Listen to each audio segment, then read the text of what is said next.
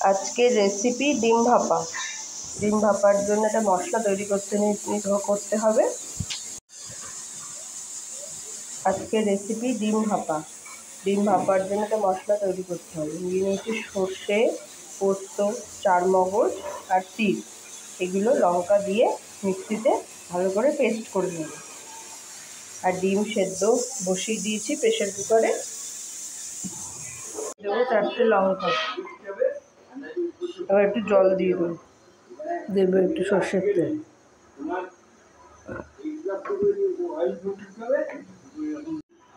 মশলার যে পেস্ট বানিয়েছি ডিম ভাপার জন্য তার মধ্যে টক দই দিয়ে দেবো।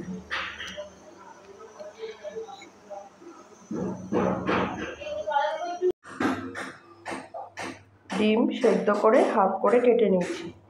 কড়াইতে তেল দিয়ে ডিমগুলো একটু ভেজে নেব যাতে ডিমের কুসুমগুলো বেরিয়ে না আসে। ডিমে একটু নুন ছড়িয়ে নিলাম।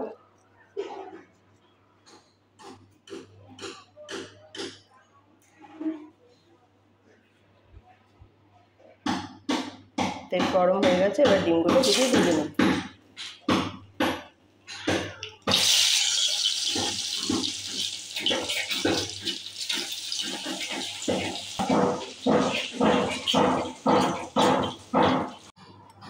মশলার পেস্টটা টিফিন কোটোয় দিয়ে দিয়েছি।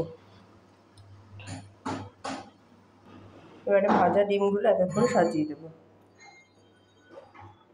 একটু জলও দিয়েছি।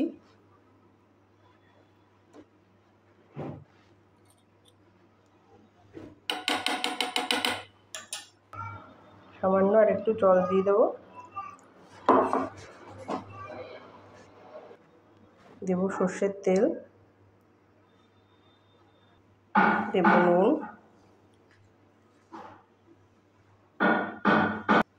আর দেবো সামান্য হলুদ। প্রেসার কুকারে জল বসিয়ে দিয়েছি। জল ফুটে গেছে, ভেতরটা স্ট্যান্ড বসিয়ে দিয়েছি।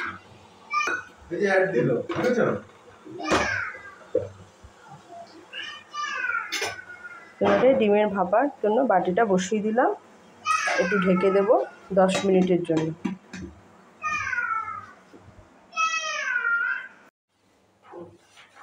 ডিম ভাপা রেডি। গরম গরম ভাতের সাথে জমে যাবে।